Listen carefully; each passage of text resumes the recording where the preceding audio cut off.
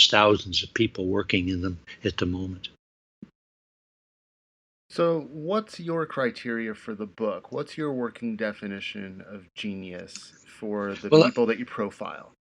Well, that's a tricky question. That's actually the first paper assignment for the kids in my genius class is to write a paper. Very simply, what is genius? Um, it's harder than you would think.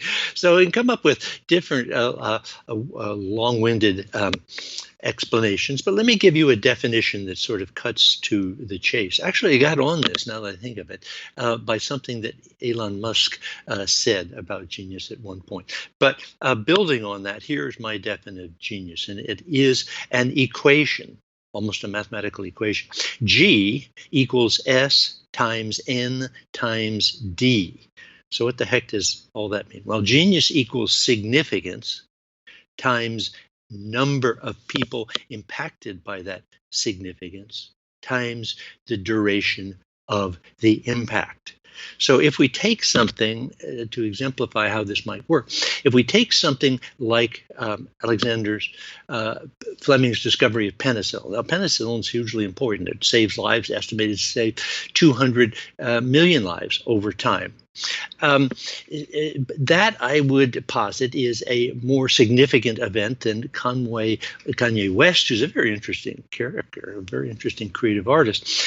Kanye West's latest design for a tennis shoe. I'm going to go out on a limb here and say penicillin is more important than the latest design for a tennis shoe. So that's what the significance. The number of people already referenced here, more than 200 million lives saved. Maybe only 1,000 people buy this new kind of tennis shoe, but 200 million have been impacted by the advent of penicillin, and ultimately for how long? I mean, how long is a tennis shoe going to stay in vogue or in style? Whereas these antibiotics, as represented by penicillin, have now been with this for 80 years. So again, as I say, genius equals significance times number impacted times duration of the impact.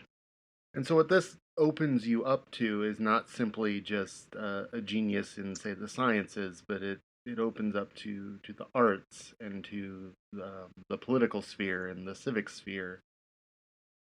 Yeah, right. And it should, because I mean, Abraham Lincoln, who's a pretty astonishing person, actually. Been reading a couple biographies of Lincoln of late.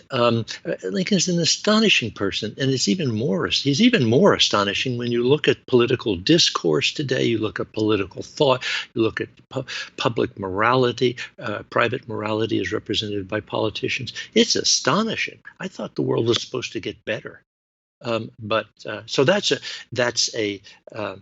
uh, a real eye opener, and it does extend. Genius does extend to people like Mahatma Gandhi and obviously Martin Luther King, who has great importance and relevance even today. Political figures, Churchill, Angela Merkel in Germany, hugely impressive, I think, and the aforementioned Abraham Lincoln. So it extends not only through science and technology, but also into the arts and the political sciences as well.